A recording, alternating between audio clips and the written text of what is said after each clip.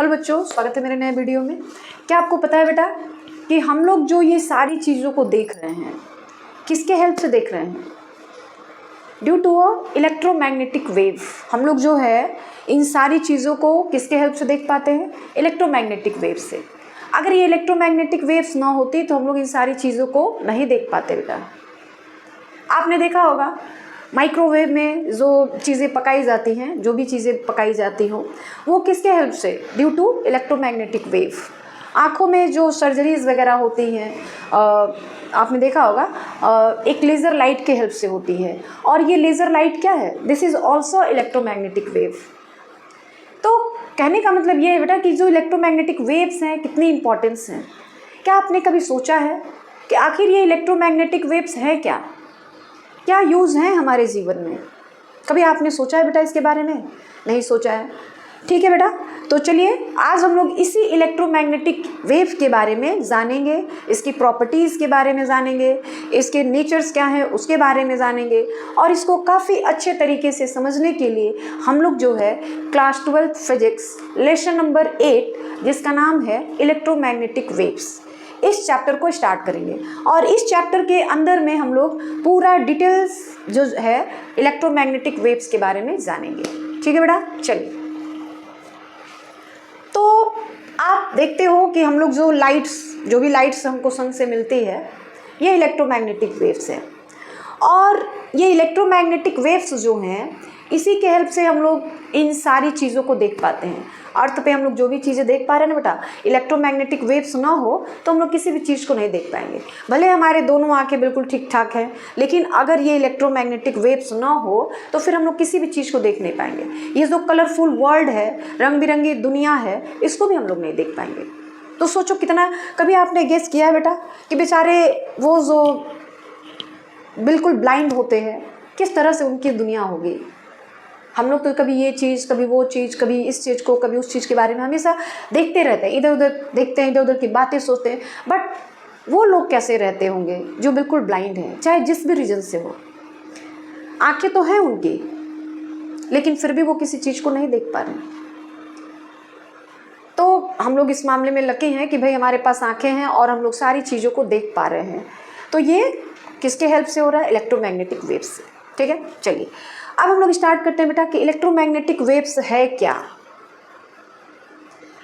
तो देखो बेटा, इलेक्ट्रोमैग्नेटिक वेव्स की जो डिस्कवरी हुई ना, उसके लिए भी जो मैक्सवेल साहब थे उन्होंने इसकी डिस्कवरी की थी देखा जाए तो।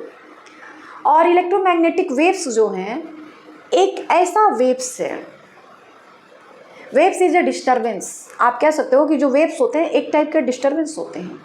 और इलेक्ट्रोमैग्नेटिक वेव्स जो होते हैं एक ऐसे वेव्स होते हैं जिसको प्रोपगेट करने के लिए, आगे बढ़ने के लिए, मोशन करने के लिए किसी भी मीडियम की ज़रूरत नहीं पड़ती है। आपने और भी एक वेव्स के बारे में जाना होगा, that is sound wave. Sound wave जो है ये भी एक टाइप का वेव है। लेकिन इस वेव की क्या प्रॉपर्टी है कि ये जो वेव्स होते हैं ना, साउंड वेव्स, बिना किसी मीडियम के प्रोपगेट नहीं कर सकते। इनका जो प्रोपगेशन होता है, ये जो आगे बढ़ने वाली प्रॉपर्टी होती है, बिना किसी मीडियम के हेल्प से नहीं हो सकती है। तो साउंड वेव को हम लोग इलेक्ट्रोमैग्नेटिक वेव नहीं कह सकते हैं। ठीक है, electromagnetic is that wave which propagate without any help, any medium. Electromagnetic waves way waves होते हैं जो बिना किसी मीडियम के हेल्प से भी प्रोपगेट कर सकते हैं। यानी ये जो लाइट सन के पास से आती है हमारे पास अर्थ पे, that is electromagnetic wave. Electromagnetic wave को किसी भी मीडियम की ज़रूरत नहीं होती है। ठीक है, अब इसके बारे में हम लोग डिटेल जानेंगे कि भाई इसकी डिस्कवरी कैसे हुई, किसने इसकी डिस्कवरी की, क्यों की, इन सारी चीज़ों के बारे में जानेंगे। ठीक है बेटा, तो इसको जानने के लिए बेटा सबसे पहले जो है हम लोग जानेंगे inconsistency of ampere circuital law. अब ये inconsistency of ampere circuital law क्या होता है? इनकंसिस्टेंट का मतलब ही होता है कि जो एम्पियर्स लॉ है बेटा, एम्पियर सर्किटल लॉ जो है ये सभी जगहों पे फॉलो नहीं किया जा सकता है। कहीं पे ये फॉलो हो पा रहा है, कहीं पे नहीं हो पा रहा है। इसलिए इसको कहा जा रहा है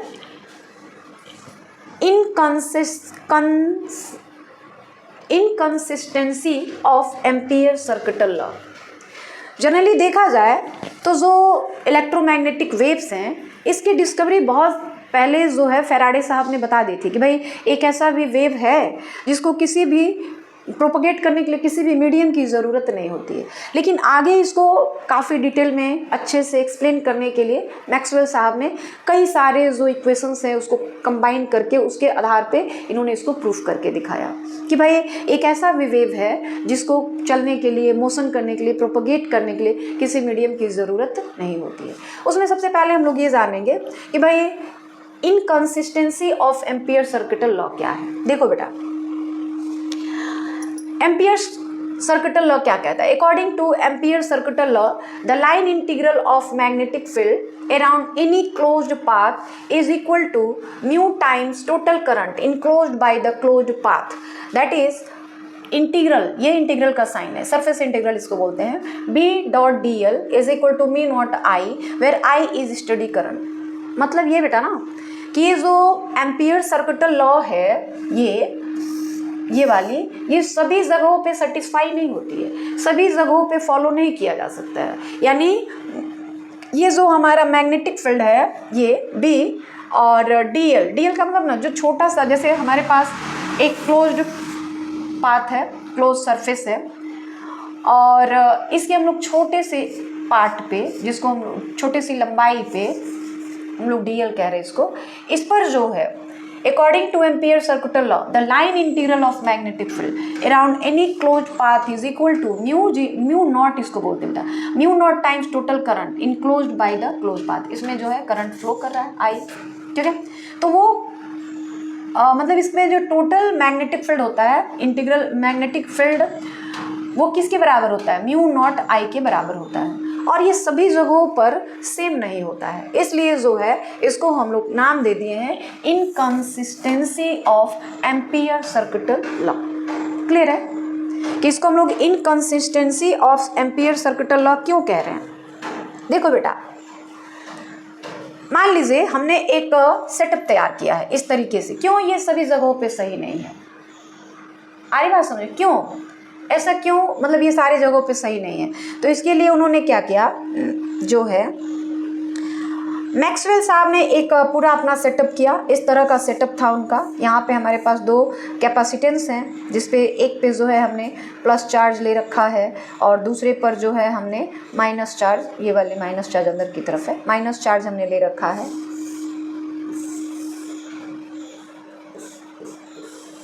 इस तरीके का। तो अगर यहाँ से आई करंट फ्लो करती है तो ठीक है, आई करंट फ्लो करिए, उसके लिए ये एम्पियर सर्किटल लॉ जो है, ठीक है। क्लोज्ड पाथ अगर हम यहाँ पे कोई ले लें या यहाँ पे कोई ले लें तो ठीक है, उसके लिए तो फॉलो कर रहा है, उसके लिए, क्योंकि ये जो करंट आई है वो यहाँ पे जा रही है। लेकिन यहाँ पे तार, यहाँ पे तो गैप हो गया ना, यहाँ पे कोई करंट फ्लो करेगा? बीच वाले हिस्से में जो दो प्लेट्स हैं उनके बीच में करंट फ्लो करेगा? नहीं करेगा। तो फिर वहाँ पर तो एम्पियर सर्किटल लॉ जो है सेटिस्फाई नहीं हो पाएगा। तो एम्पियर सर्किटल लॉ जो है वो फिर वहाँ पे क्या हो गया? गलत ही हो गया एक तरह से देखा जाए। लेकिन नहीं, इसीलिए ना मतलब कहा जा रहा है कि एम्पियर सर्किटल लॉ यहाँ पे फॉलो कर रहा है, यहाँ पे फॉलो कर रहा है, यहाँ पे क्या हो रहा है? यहाँ पे फॉलो नहीं कर रहा है। तो इसीलिए कहा जाता है कि जो एम्पियर सर्किटल लॉ है वो सभी जगहों पे फॉलो नहीं किया जा सकता है, इसलिए इसको inconsistency of ampere circuital law जो है वो कहा जा रहा है। इतनी बात समझ आ गई बेटा कि एम्पियर सर्किटल लॉ को हम लोग इनकंसिस्टेंसी क्यों कह रहे हैं? क्योंकि एम्पियर सर्किटल लॉ जो है वो सारे जगहों पे फॉलो नहीं किया जा सकता है, ठीक है। अब देखो बेटा, होता क्या है, मान लीजिए हमारे पास यहाँ पर हमने एक इस तरह का पूरा सर्किट बना रखा है और इसमें दो कैपेसिटर्स लगे हुए हैं।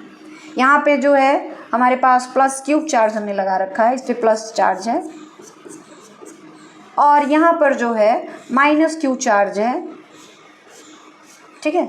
यहाँ पर हमने क्या किया, वायर लगा करके इस तरह से एक बैटरी या सेल कह सकते हो आप, लगा दिया, ठीक है। हमने यहाँ पे कोई पॉइंट पी लिया, तो यहाँ से जो करंट फ्लो कर रहा है वो यहाँ भी तो आ सकता, मतलब यहाँ भी जाएगा ना, तो यहाँ पर एम्पियर सर्किटल लॉ जो है वो फॉलो कर रहा है। फिर इधर से अगर देखा जाए तो अब ये यहाँ पर भी अगर हम ले सकते हैं, जो हमारा पॉइंट P है वहाँ पर भी ले सकते हो, तो वहाँ पर भी एम्पियर सर्किटल लॉ जो है वो फ्लो कर रहा है, फॉलो हो रहा है। लेकिन क्या इसमें, इस बीच वाले में एम्पियर सर्किटल लॉ फॉलो हो पाएगा? क्या इसमें कोई करंट फ्लो करता है? यहाँ तो बीच में कोई तार ही नहीं है, तो करंट कैसे फ्लो करेगा? लेकिन नहीं, ये एक्सपेरिमेंट के थ्रू देखा गया है बेटा, एक्सपेरिमेंट के थ्रू देखा गया है कि करंट जो है यहाँ से फ्लो करता है, तो उसकी वजह से ये जो बीच वाला हिस्सा है यहाँ पर भी एक इंड्यूस्ड करंट क्रिएट होता है, ईएमएफ क्रिएट होता है। ईएमएफ की वजह से जो है इंड्यूस्ड करंट फ्लो होता है, और इंड्यूस्ड करंट की वजह से वहाँ पे इलेक्ट्रिक फील्ड क्रिएट हो जाता है। ठीक है, तो इस तरीके से जो एम्पियर्स का, तो इसके बीच यहाँ पर जो करंट फ्लो करेगा ना, यहाँ पे दिस इज कॉल्ड ID, और यहाँ पे जो करंट फ्लो करेगा this is called IC, this is called, यहाँ पे जो करंट फ्लो करेगा this is called IC। IC का मतलब हो गया ना कंडक्शन करंट, IC का मतलब हो गया कंडक्शन करंट, कंडक्शन करंट। ठीक है, और ID का मतलब हो गया डिस्प्लेसमेंट करंट, डिस्प्लेसमेंट करंट।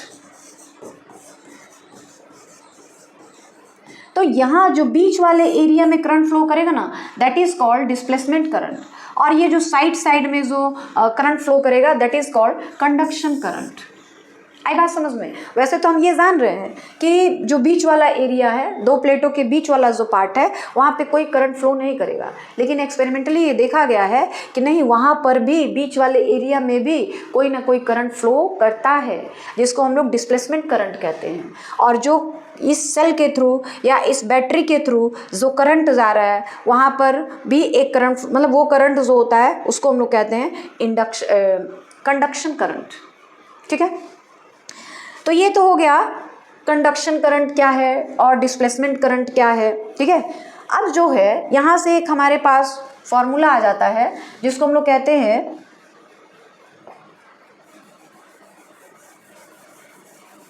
ये तो चीज़ें समझ आ गई ना कि कंडक्शन करंट क्या है, डिस्प्लेसमेंट करंट क्या है, ये सारी चीज़ें समझ आ गई। चलिए, तो थोड़ा सा और हम लोग आगे बढ़ते हैं, और अब हम लोग ये जानेंगे ना कि जो बेटा generalized form of Ampere's law क्या होता है।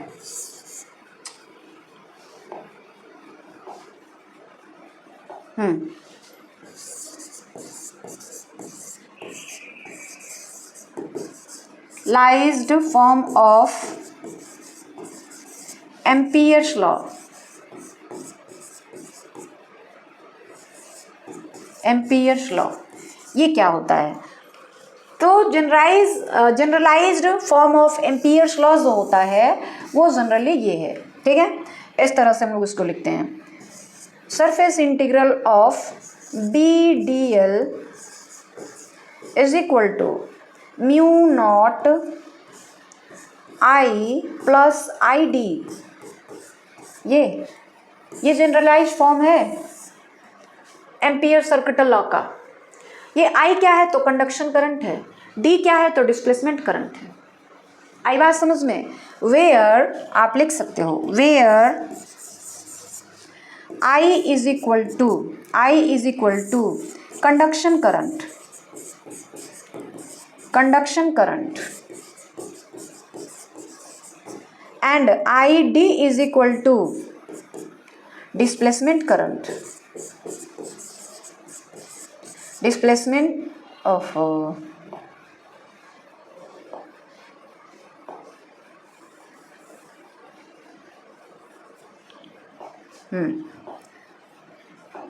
ID क्या है बेटा? Displacement current, displacement current.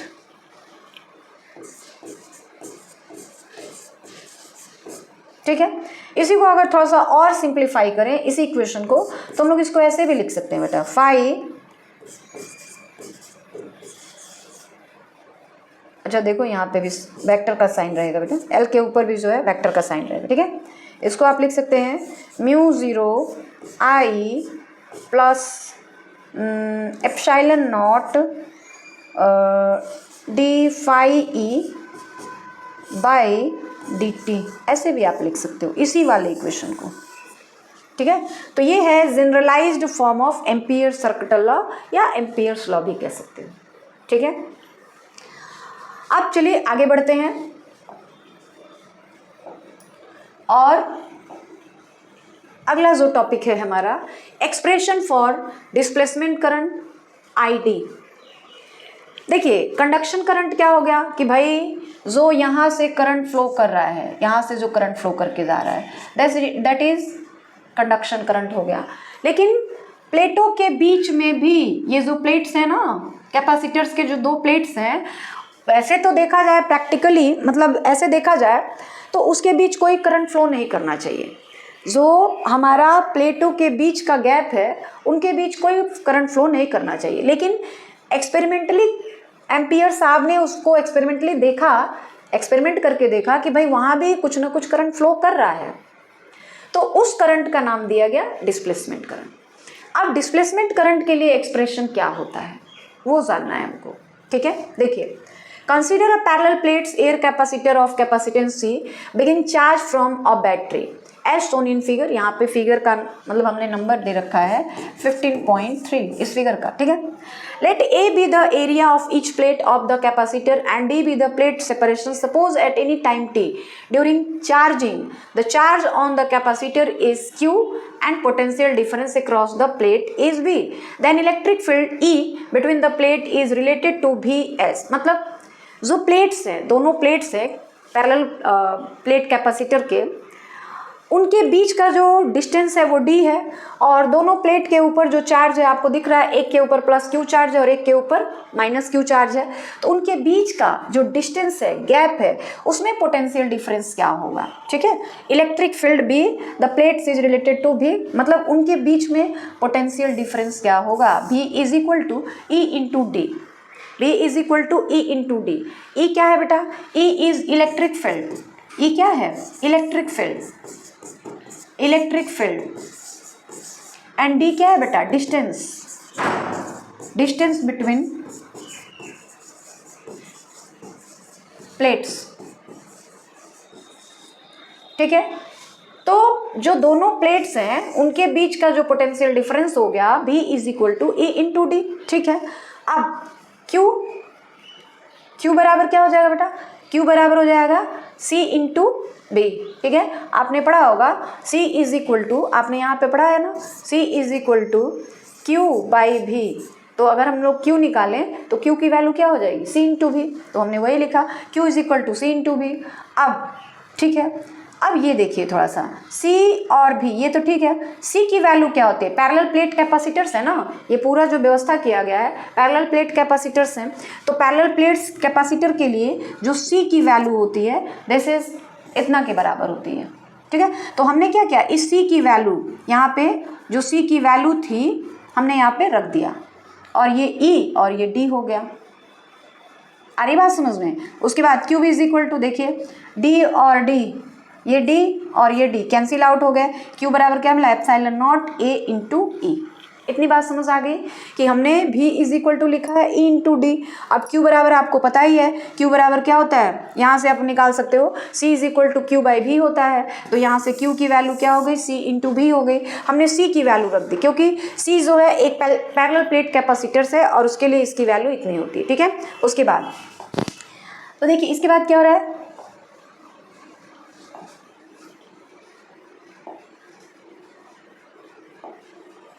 देखिए dq बाई dt, मतलब जो हमारे पास एक जो फॉर्मूला निकल कर सामने आया था हमारे पास ये वाला,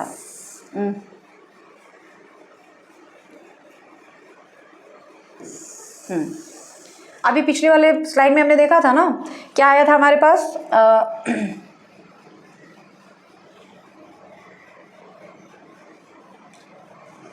Q इज इक्वल टू, देख लेते हैं पिछले वाले स्लाइड में क्या आया था, Q इज इक्वल टू ये रहा Q is equal to epsilon naught A into E, epsilon naught A into E. ठीक है, तो चलिए यहाँ पे हम लोग क्या, हमारे पास पिछले वाले स्लाइड में क्या था, एप्सिलॉन नॉट A इंटू ई, यही था ना। चलिए अब देखो, अब हमने क्या किया, differentiating with respect to T. अब हमने क्या किया, देखिए, now if the charge on the plates change at the rate of dq by dt, the electric field E change at the proportion rate dE by dt, thus differentiating the above equation with respect to time we get। मतलब जो हमारे पास ये equation था, ये पिछले slide में हमने देखा है ना, इसको हम लोग क्या कर रहे हैं, टी के रिस्पेक्ट में डिफ्रेंशिएट कर दे रहे हैं। तो टी के रिस्पेक्ट में डिफ्रेंशिएट करेंगे तो क्या हो जाएगा बेटा, यहाँ हो जाएगा dq बाई dt। ठीक है, और ये एप्सिलॉन नॉट और ये ए जो है कांस्टेंट रहेंगे, और हमारे पास यहाँ आ जाएगा de बाई dt। तो देखिए आ गया ना ये चीज़, हमने क्या किया, टाइम के रिस्पेक्ट में उसको डिफ्रेंशिएट कर दिया। ठीक है, but dq by dt is conduction current I, since I is equal to I D, जो I है वही कंडक्शन करंट है, और I जो है आई डी के बराबर हो जा रहा है। Displacement current I D is equal to epsilon naught A dE by dt। देखिए अब ये कहाँ से आ गया बेटा, देखो ये जो dq बाई dt होता है ना, यही जो होता है I के बराबर होता है। I dq बाई dt जो है यही I है, कंडक्शन करंट है, और वही कंडक्शन करंट जो हो रहा है किसके बराबर हो जाए, डिस्प्लेसमेंट करंट के। इसलिए हमने लिखा आई डी बराबर epsilon naught A dE by dt। आई बात समझ में। अब फाई E फ्लक्स है, तो फ्लक्स बराबर हो गया A इंटू ई। तो देखिए आई डी बराबर हमने क्या रखा, एप्सिलॉन नॉट A, और यहाँ पे लिखा है ना dE बाई dt। तो E की जो वैल्यू आ रही है, E की जो वैल्यू आ रही है वो इतनी के बराबर आ जा रही है, यहाँ से आप निकाल लीजिए, E बराबर फाई E बाई में A आ रहा है ना। तो हमने क्या किया, इस E की जगह पर फाई E बाई A रखा, आई डी बराबर epsilon naught A d by dt, और ये जो है हमारे E की वैल्यू हो गई। ठीक है, अब हमने क्या किया, देखो ये A और ये A कैंसिल हो गया, क्या बचा बेटा हमारे पास, epsilon naught d by dt of phi E, यानी I D is equal to epsilon naught d phi E by dt। Clear है, कोई समझ आया आपको। देखिए सबसे पहले ना बेटा हमने देखा है कि Q बराबर epsilon naught A into E है। उसके बाद differentiating with respect to T, both side दोनों तरफ हमने T के रिस्पेक्ट में डिफ्रेंशिएट कर दिया, तो हमको मिल गया ये वाला इक्वेशन। अब ये जो dQ बाई dt होता है वही करंट है, क्योंकि करंट की जो वैल्यू होती है dQ बाई dt होती है। तो यहाँ पे हम लोग जो है डिस्प्लेसमेंट करंट के बारे में बातचीत कर रहे हैं, तो इसलिए हमने रखा आई डी, या I is equal to I D. तो ये I D is equal to हो गया epsilon naught A dE by dt। अब आपको ये पता है कि फाई E बराबर होता है E इंटू A, तो यहाँ से हम लोग ना E की वैल्यू निकाल लिए, और E की वैल्यू यहाँ पे लाके रख दिया हमने। A कैंसिल हो गया, epsilon naught d phi E by dt। तो आई डी की वैल्यू ये भी हो सकती है बेटा, और आई डी की वैल्यू ये भी हो सकती है, दोनों हो सकता है। आई डी ये भी है बेटा, ये भी है आई डी। ठीक है, थोड़ा यहाँ पे तो ये जो एक्सप्रेशन है बेटा ये किसके लिए है, डिस्प्लेसमेंट करंट के लिए है, और जो कंडक्शन करंट है वो तो सेल के थ्रू जा रहा है, जो भी करंट सेल से निकल रहा है, बैटरी से निकल रही है, that is conduction current. But displacement current क्या है, वो उसके लिए जो एक्सप्रेशन है हमारे पास ये भी हो सकता है या फिर ये भी हो सकता है, दोनों चलता है। ठीक है, तो कहीं आपको जैसा सिचुएशन हो वैसा आप यूज़ कर सकते हो। अगर एरिया दिया हो तो ये वाला यूज़ कर लीजिए, इलेक्ट्रिक फील्ड दिया हो तो वो यूज़ करिए, फ्लक्स के फॉर्म में दिया हो तो ये यूज़ करिए। आ रही बात समझ में। तो ये बेटा ना जब हम लोग न्यूमेरिकल लगाएंगे, न्यूमेरिकल प्रॉब्लम को सॉल्व करेंगे ना, उसमें इन चीज़ों का यूज़ होगा। तो अब आपको क्वेश्चन देखना पड़ेगा कि भाई क्वेश्चन किस टाइप का है, उसमें इलेक्ट्रिक फील्ड दिया है कि मैग्नेटिक फ्लक्स के बारे में दिया गया है, तो उस हिसाब से आपको जो फॉर्मूले हैं चाहे ये या ये यूज़ करना पड़ेगा। ठीक है, कोई दिक्कत वाली बात नहीं है। चलिए आगे बढ़ा जाए। अब हम लोग आते हैं बेटा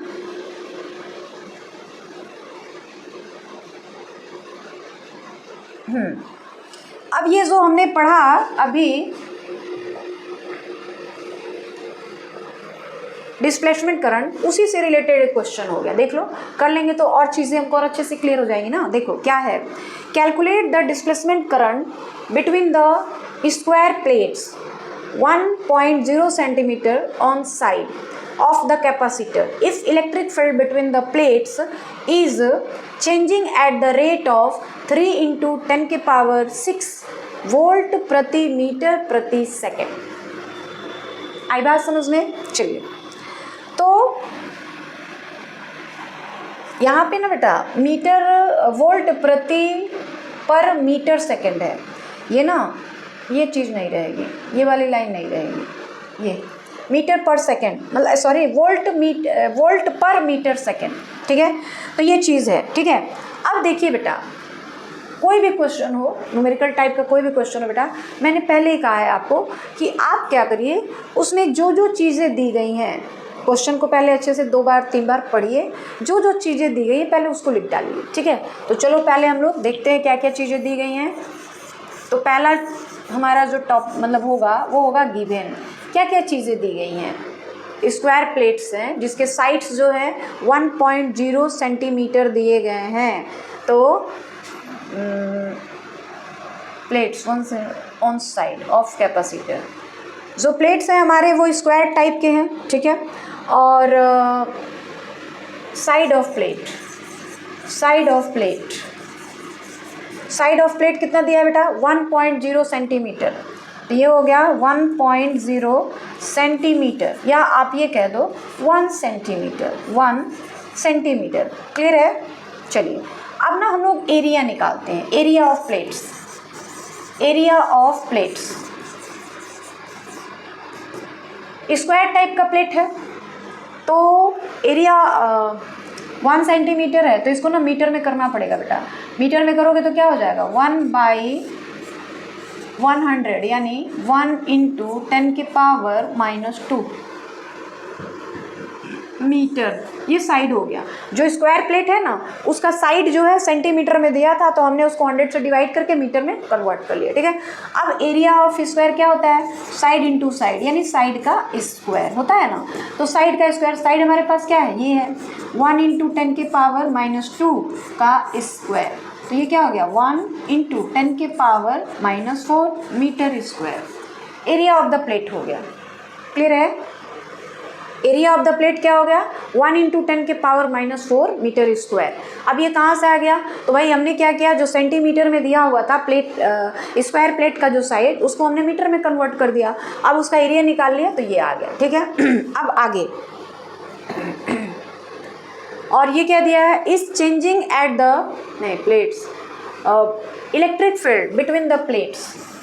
इलेक्ट्रिक फील्ड जो है बिटवीन द प्लेट वो किस रेट से चेंज हो रहा है? 3 × 10⁻6 मीटर पर सेकेंड। रेट दिया है, रेट यानी टाइम के रिस्पेक्ट में उसका डिफ्रेंसिएशन होना चाहिए।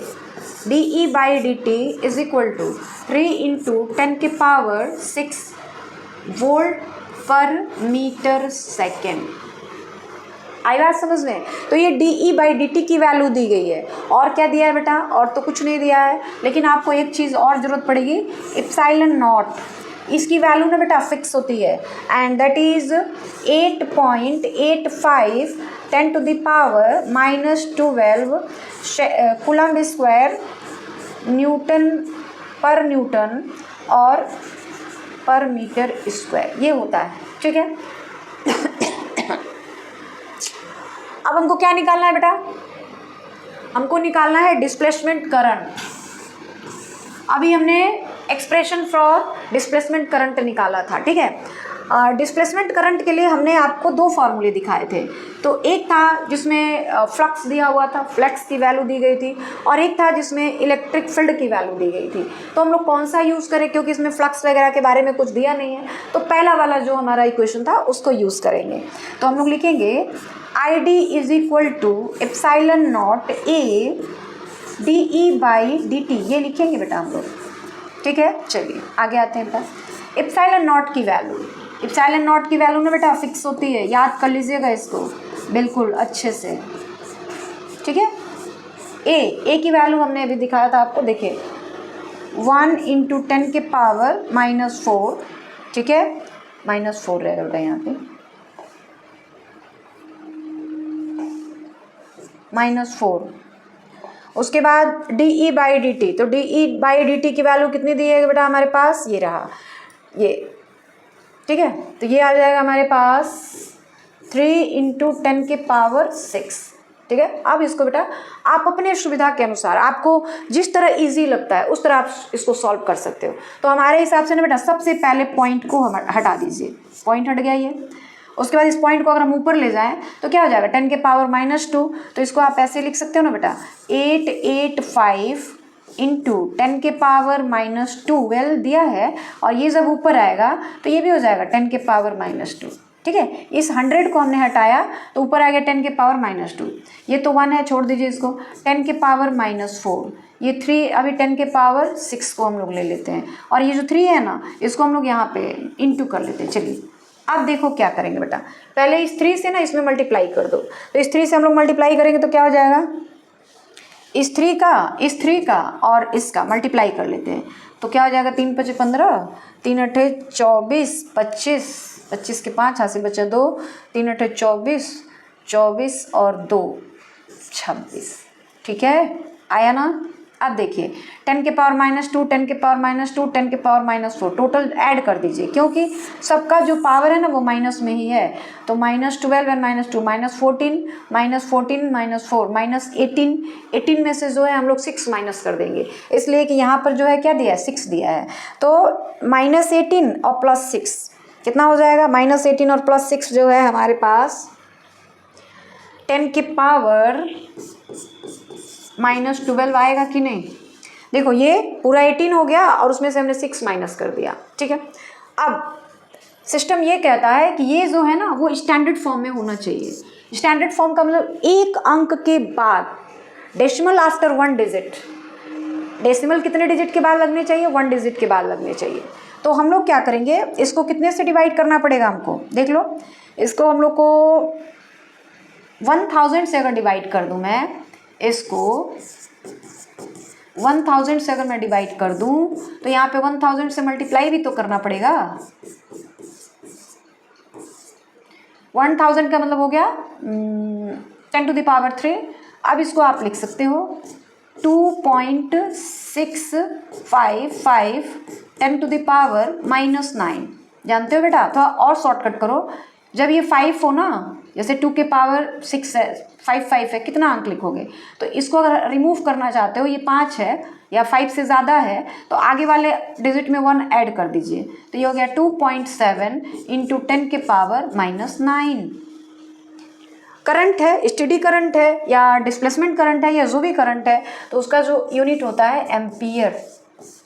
यानी जो हमारा डिस्प्लेसमेंट करंट होगा उसकी वैल्यू कितनी हो जाएगी, 2.7 × 10⁻⁻9 एम्पियर। आई बात समझ में। हमने डिस्प्लेसमेंट करंट के लिए 2 एक्सप्रेशन निकाला था, लेकिन आप देख सकते हो कि यहाँ पे कौन सा हम लोग यूज़ कर रहे हैं, इसलिए कि इसमें φe की वैल्यू नहीं दी गई है। जो फ्लक्स चेंज हो रहा है उसकी वैल्यू नहीं दी गई है, फ्लक्स की वैल्यू ही नहीं दी गई है। तो इसलिए हमने जो है हमारे पास हमने ID के लिए कौन सा फार्मूला यूज़ किया, ये वाला फार्मूला यूज़ किया। क्लियर हो गई बात, कोई दिक्कत वाली बात नहीं है। आगे बढ़ा जाए, चलिए। देखो बेटा ये चैप्टर जो है ना बहुत छोटा है, लेकिन बेटा ऐसा तो है नहीं कि आप छोड़ दोगे। चैप्टर छोटा है तो नंबर भी कम है। इससे ना कुल टोटल 3 मार्क्स के क्वेश्चन पूछे जाते हैं आपके एग्जाम में। तो 3 मार्क्स पूछे जा रहे हैं तो चैप्टर भी उसी हिसाब का है। चैप्टर बहुत छोटा है, ठीक है, ज़्यादा कुछ इसमें पढ़ना ही नहीं है। और बस अभी है, और उसके बाद जो है different type of electromagnetic waves हैं, उनकी प्रॉपर्टीज़, उनके यूज़, ये सारी चीज़ें पढ़नी है। तो चैप्टर जितना छोटा है उसी हिसाब से इसमें मार्किंग भी की गई है 3 मार्क्स की। अगला क्वेश्चन आते हैं बेटा, you are given a 1 microfarad parallel plate capacitor, how would you establish instantaneous displacement current of 1 ampere in the space between the plates. मतलब हमारा जो प्लेट है उसके बीच में जो करंट फ्लो कर रहा है उसकी वैल्यू कितनी होनी चाहिए, 1 एम्पियर होनी चाहिए बेटा। ये जिसका नाम है ये, तो यहाँ से जो करंट जा रहा है this is called IC, conduction current. यहाँ भी जो करंट होगा वो भी कंडक्शन करंट, बट यहाँ पे जो करंट होगा that is called ID, displacement current. 2 plates के बीच में भी एक करंट फ्लो करता है। हालांकि वैसे देखा जाए तो कोई भी कहे भाई यहाँ तो कोई करंट ही फ्लो नहीं करेगा, लेकिन नहीं, ये गलत है। इसके अंदर भी 2 प्लेटों के बीच में भी कोई करंट फ्लो करता है, that is called displacement current. ठीक है, चलिए बात खत्म करते हैं। यहाँ पे देखते हैं अब आपको ऐसा सेटअप करना है कि जो बीच का करंट हो वो कितना एम्पियर का हो जाए, 1 एम्पियर का। ठीक है, तो देखिए क्या करोगे। सबसे पहले जो जो चीजें दी गई हैं, सॉल्यूशन गिवन, क्या क्या दिया है बेटा, C की वैल्यू दी गई है 1 माइक्रो फेराडे, तो इसको हम लोग फेराडे में कर लें तो क्या हो जाएगा 1 इंटू 10 के पावर -6 फेराडे। क्लियर है। चलिए ID की वैल्यू दे दी गई है, ID की वैल्यू दी गई है 1 एम्पियर। क्लियर है। और कोई चीज़ तो नहीं दिया गया। ठीक है, अब आपसे पूछा क्या जा रहा है, how do you establish instantaneous displacement current of 1 ampere in the space between the plates। ठीक है, चलिए देखिए ये तो समझ आ गया। ID की वैल्यू क्या होती है बेटा, ID की वैल्यू अभी हमने फॉर्मूला पढ़ा था ना, epsilon naught D phi E by D T, ये भी तो एक फॉर्मूला है। और एक फॉर्मूला हमने ये पढ़ा था और एंड लिखते हैं, और नहीं, वो दोनों सेम नहीं है। एक और फॉर्मूला हमने पढ़ा था, I D is equal to E D, sorry epsilon naught A D E by D T. ये दो फॉर्मूले हैं आईडी करंट निकालने के लिए। अब आपको ये सोचना है कि कौन सा फॉर्मूला अप्लाई किया जाए। ठीक है, चलिए तो देखते हैं कौन सा फॉर्मूला अप्लाई किया जा सकता है। ओके, हम लोग ना इस वाले फॉर्मूले का यूज़ करेंगे, इस फॉर्मूले का यूज़ करेंगे, इसका नहीं। देखो क्यों, देखिए इसमें दिया है I D is equal to इतना, तो हमने क्या किया, I D is equal to epsilon naught, ये तो हो गया डी फाई ई, इसकी जगह पे आप ऐसे लिख सकते हो बेटा ई डॉट ए, ऐसे। ई क्या है, इलेक्ट्रिक फील्ड है, और ए क्या है, एरिया ऑफ कैपेसिटर है। ठीक है, अब इसको हम लोग क्या करेंगे, देखो ये हो गया, ई को आगे ले लेते हैं, तो ये क्या हो जाएगा, epsilon naught A D E by D T लिख सकते हो बेटा। एप्सिलॉन नॉट और ए को हमने एक साथ कर लिया, D E by D T हमारे पास आ गया। ठीक है, तो अभी हमको इसका यूज़ नहीं करना, तो इसको इरेज कर दिया जाए।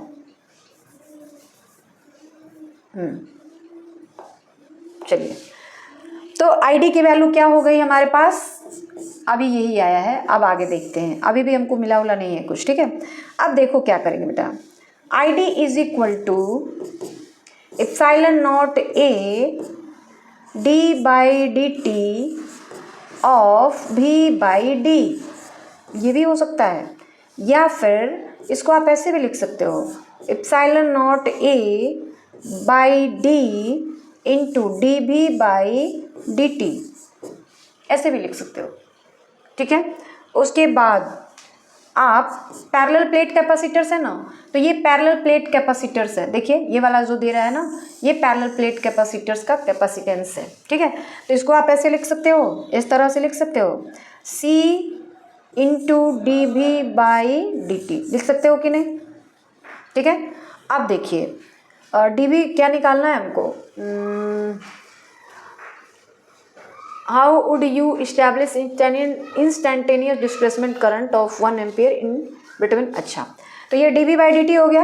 अब हम लोग जो है D B by D T की ही वैल्यू निकाल देते हैं। D B by D T is equal to I D, यहाँ पे आई डी है ना, आई डी बाई सी।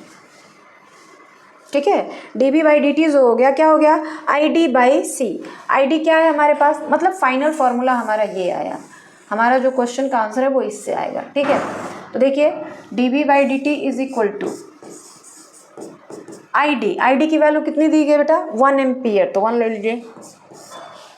और कैपेसिटेंस की वैल्यू कितनी दी है, 1 इंटू 10 के पावर -6। ठीक है, अब इसको अगर हम ऊपर ले जाएं तो क्या हो जाएगा, ये D B by D T is equal to 1 into 10 के पावर +6 वोल्ट प्रति सेकेंड। ये आंसर हो गया बेटा।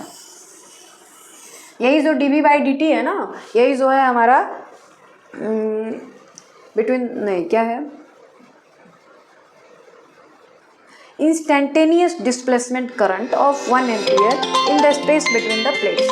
तो ये हो गया हमारा, इतना वोल्टेज रहेगा तब जाकर जो है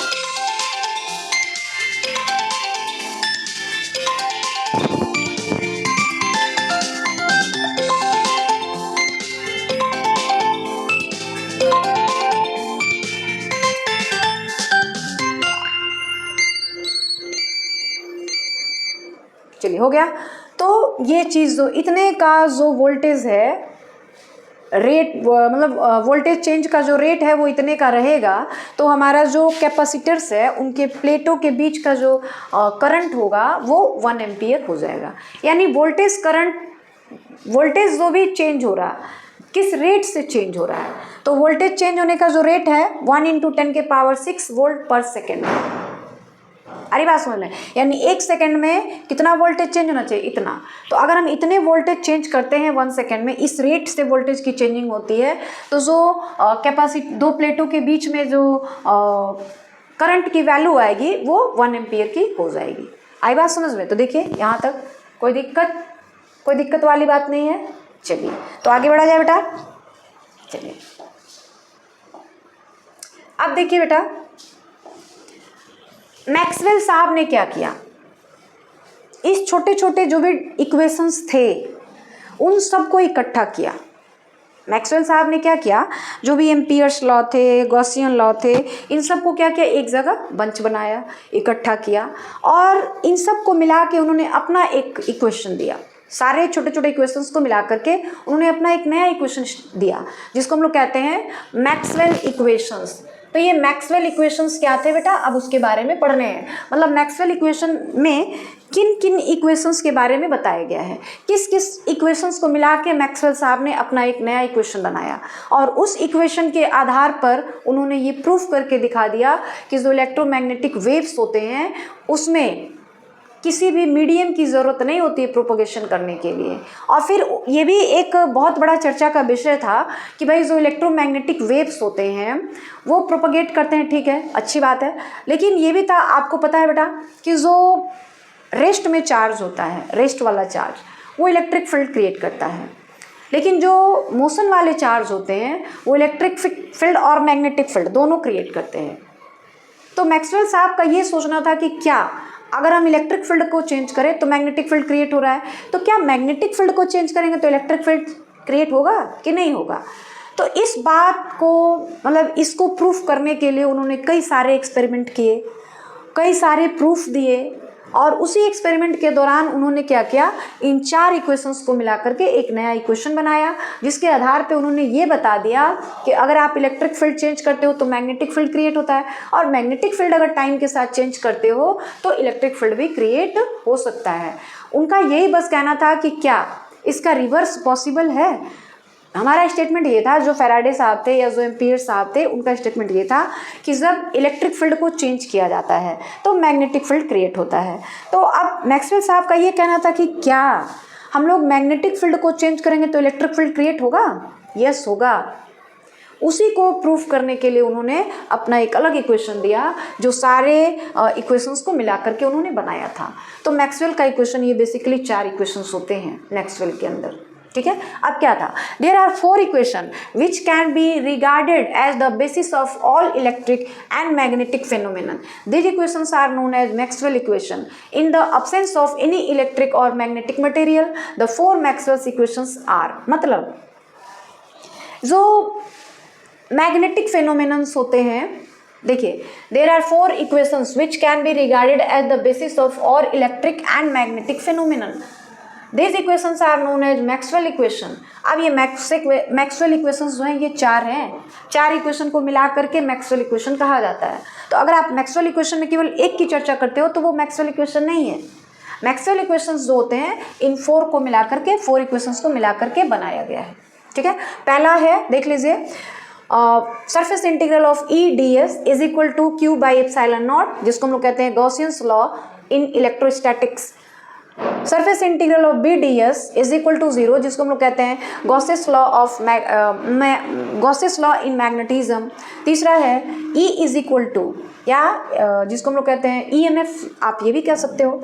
phi E D L is equal to minus D phi B by D T, Faraday's law of electromagnetic induction, and this is called modified Ampere's law। इसको हम लोग कहते हैं modified Ampere's law। पहला जो Ampere's law था ना वो तो केवल ये था, ये वाला phi B D L is equal to mu naught I, ये पहला इक्वेशन था। लेकिन जो modified Ampere's law था वो हमारा ये है, ये वाला, ठीक है।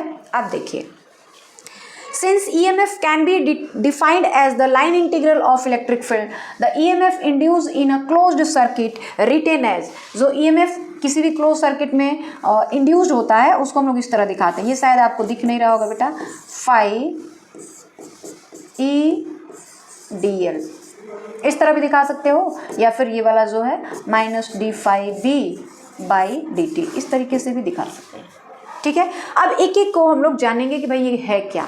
ये सारा आपने पहले भी पढ़ चुके हैं बेटा, ये जितने भी हम लोगों ने इक्वेशंस लिखे हैं ना, ये सारा आपने पहले भी पढ़ा हुआ है। तो मैक्सवेल साहब ने इन चारों इक्वेशंस को मिला के अपना एक अलग इक्वेशन दे दिया जिसका नाम पड़ गया मैक्सवेल इक्वेशंस, ठीक है। अब इन सारे के बारे में पढ़ने हैं आपको, ठीक है बेटा। चलिए तो हम लोग स्टार्ट करते हैं पहले वाले के से। बहुत सिंपल सी बात है, देखो दिस इक्वेशंस इज, देखिए ये हमारा पहला इक्वेशन है, ठीक है। This equation is Gauss's law in electrostatics. Electrostatics क्या है बेटा? Branch of physics in which we study about rest charge. Electrostatics physics का वो ब्रांच है जिसमें हम लोग रेस्ट चार्ज के बारे में पढ़ते हैं। और रेस्ट चार्ज क्या करता है? इलेक्ट्रिक फील्ड क्रिएट करता है। और जो मोशन वाला चार्ज होता है वो इलेक्ट्रिक फील्ड और मैग्नेटिक फील्ड दोनों क्रिएट करता है, ठीक है। चलिए आगे बढ़ते हैं। This equation Gauss's law in electrostatics, it state that total electric flux through any close surface is equal to 1/ε0 times the net charge enclosed by the surface. Surface के अंदर जितने भी चार्ज होते हैं उसका 1/ε0 टाइम्स होता है, ठीक है। आगे दिस लॉ टेल्स अस, ये क्या क्या हमको बातें बताता है। पहला, an isolated charge exist, electric field lines originate from positive charge and terminate on negative charge. मतलब जो इलेक्ट्रिक फील्ड लाइंस होती हैं वो पॉजिटिव चार्ज से ओरिजिनेट होती हैं, निकलती हैं और नेगेटिव चार्ज में एंट्री करती हैं। Electric lines of force do not form continuous closed path. Third, electrostatic force between two charge obey inverse square law, Coulomb's law जिसको हम लोग कह सकते हैं, ठीक है। दूसरा हमारा है गॉसियन लॉ इन मैग्नेटिज्म।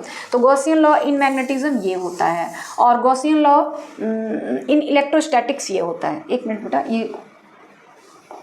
ये जो लाइनिंग है इसको थोड़ा मिटा दो अच्छे से। गॉसियन लॉ इन इलेक्ट्रोस्टैटिक्स वो ये है, और गॉसियन लॉ इन मैग्नेटिज्म वो ये है। अब ये क्या कहता है बेटा? It state that net magnetic flux through a close surface is zero. जो क्लोज सरफेस कोई है इसके अंदर जो नेट मैग्नेटिक फ्लक्स होता है वो क्या होता है? जीरो के बराबर होता है, ठीक है।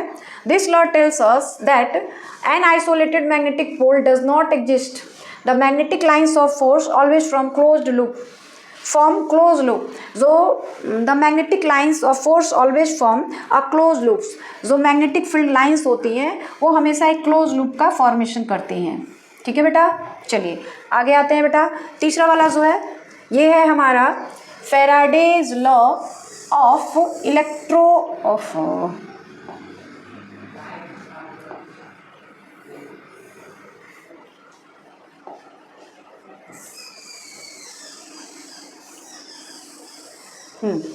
ये है हमारा Faraday's law of electromagnetic induction. अब ये क्या कहता है बेटा?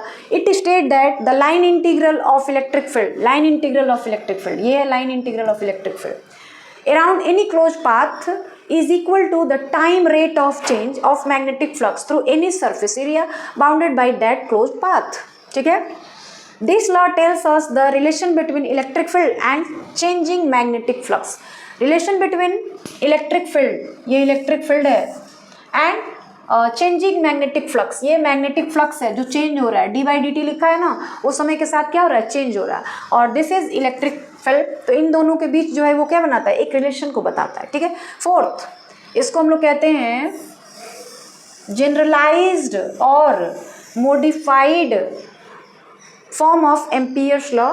ठीक है, क्या है ये? दिस इक्वेशन टेल्स अस या state that the line integral of magnetic field around any close path is equal to mu naught times the total current conduction and displacement. Total current का मतलब ना कंडक्शन करंट भी और displacement current भी। ये हमारा plates है, इसके बीच जो है ID होगा और ये जो है IC होगा। ठीक है, चलिए आगे बढ़ते हैं। तो IC जो होता है वो जनरली यही होता है, क्योंकि करंट का जो डायरेक्शन होता है वो यहाँ से स्टार्ट होता है, ऐसे आता है, तो ये जो है इस तरीके से, ये जो है कंडक्शन करंट हो गया और दोनों प्लेटों के बीच में जो करंट होता है डिस्प्लेसमेंट करंट हो गया। ठीक है, तो जो मैग्नीफाइड या जनरलाइज्ड या मॉडिफाइड एम्पियर्स लॉ जो है वो म्यू नॉट I होता है, लेकिन I क्या है? टोटल करंट है, जो कंडक्शन करंट और डिस्प्लेसमेंट करंट दोनों के सम के बराबर होता है। थ्रेडिंग द सरफेस, अच्छा एक बार फिर से, this equation state that the line integral of magnetic field, ये है line integral of magnetic field around any close path is equal to mu naught times the total current sum of conduction and displacement current threading the surface bounded by that closed path. This law tells us that the magnetic field can be produced by conduction current as well as by displacement current, that is changing electric field. मतलब magnetic field can be produced by conduction current as well as displacement current. मतलब जो conduction current होता है, magnetic field होती है, ये magnetic field होती है, वो कंडक्शन करंट के चेंज करने से भी क्रिएट हो सकती है या डिस्प्लेसमेंट करंट को चेंज करने से भी क्रिएट हो सकती है। तो ये मैक्सवेल्स के 4 इक्वेशंस थे, जिनको मिला करके कंबाइन करके मैक्सवेल ने अपना एक अलग इक्वेशन बनाया और इसके आधार पर उन्होंने शो कर दिया कि अगर आप इलेक्ट्रिक फील्ड चेंज करते हो तो मैग्नेटिक फील्ड क्रिएट होता है, और मैग्नेटिक फील्ड अगर चेंज करते हो तो इलेक्ट्रिक फील्ड भी क्रिएट हो सकता है। ठीक है, तो सारी बातें क्लियर हो गई बेटा, कोई दिक्कत? तो जल्दी से इसका स्क्रीनशॉट ले लो बेटा। और लास्ट में मैं यही कहूँगी बेटा कि आज के वीडियो में बस इतना ही, बाकी अब हम लोग कल के वीडियो में जानेंगे। और वीडियो के लास्ट में जैसा मैं हमेशा कहती हूँ कि जितना ज़्यादा हो सके वीडियो को लाइक करें, शेयर करें। वीडियो के अंदर जो भी कमी हो बेटा कमेंट के थ्रू ज़रूर बताएं, इसलिए कि जब तक आप मुझे मेरी कमी बताएंगे नहीं तब तक मुझे पता नहीं चलेगा कि मेरे अंदर कमी क्या है। क्योंकि कोई भी इंसान हो, मैं हूँ या और कोई हो, उसको अपने अंदर की कमियां नहीं दिखती हैं, अपने अंदर की अच्छाइयाँ दिख जाती है कि मेरे अंदर ये अच्छाई है, ये अच्छाई है, ये अच्छाई, लेकिन उसके अंदर कमी क्या है वो चीज़ दिखता नहीं है उसको। ठीक है, ये हर इंसान का नेचर होता है। इसलिए बेटा आप कमेंट में ये ज़रूर बताएं कि मैम यहाँ पे ये चीज़ कमी हो रही है, इसको आप ऐसे करिए तो बेटर होगा। तो मैं उस पर पूरा फोकस करूँगी कि आप जो भी सजेशन दें, जो भी कमेंट करें, उसको मैं अच्छे से देखूँ, और आप जो भी डिमांड करें या जिस तरह के मतलब चेंजेस चाहते हो उसे मैं ज़रूर कोशिश करूँगी कि आपके डिमांड को पूरा किया जाए। और लास्ट में मैं ये भी बताते चलूँ बेटा कि हमारा जो है एक नया चैनल भी आया है, कॉन्सेप्ट बाय पूनम मैम। वहाँ पर जो है हम लोग कंप्लीट रेलवे से रिलेटेड जो भी कंप्लीट साइंस होता है उसके बारे में हम लोगों की वहाँ पे पढ़ाई हो रही है। तो मैं यही चाहूँगी कि मुझे देखने वाले इस चैनल पे जितने भी लोग हैं, जितने भी स्टूडेंट्स हैं, वो अपने दोस्तों को, अपने रिश्तेदारों को, जो भी हैं जो इस फील्ड में आए हैं, रेलवे हो या RRB ग्रुप डी हो, NTPC हो, टेक्नीशियन हो, RRB JEE हो, इन सबों से रिलेटेड कोई भी आप अगर तैयारी कर रहे हो तो वहाँ पे जाके आप जो है साइंस की तैयारी कर सकते हो। वहाँ पर साइंस मैं ही पढ़ाती हूँ, जिसमें फिजिक्स, केमिस्ट्री और बायोलॉजी तीनों मैं पढ़ाऊँगी। और शुरू से लास्ट तक जो भी PYQs हैं उनको भी हम लोग सॉर्ट आउट करेंगे, सॉल्व करेंगे। तो मैं बार बार यही कहूँगी बेटा कि वहाँ पर जो है आप ज़रूर जाएँ, एक बार उस चैनल को ज़रूर देखें और कमेंट के थ्रू बताएं कि भाई आपको कैसा लगा। Thanks for watching.